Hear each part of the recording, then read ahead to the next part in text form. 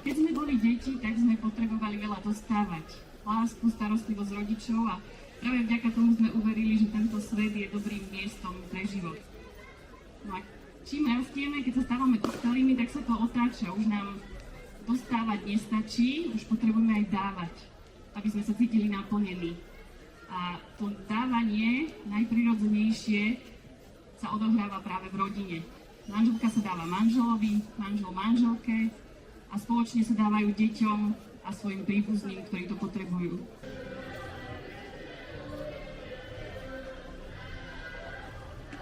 Úplne najšťastnejšou kategóriou ľudí, keď sa pýtali podľa toho rodinného stavu, vyšli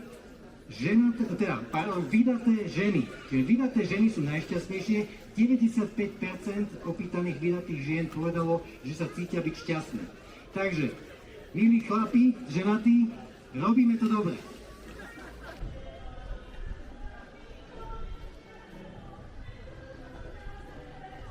My, čo máme deti, vieme, že deti sú obrovským darom a uvedomujeme si, že nielen tie naše deti sú takým obrovským darom, ale každé jedno dieťa, každý jeden človek je obrovským obohatením pre nás všetkých.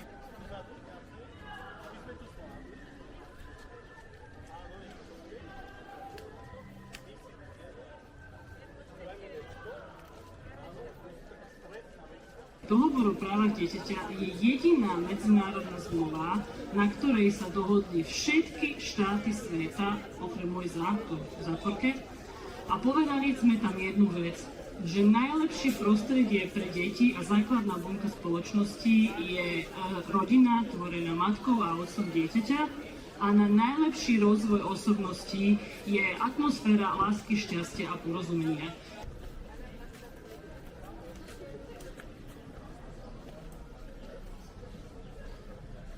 Dneska to nie je len taký vymysel, že my sme si to vymysleli.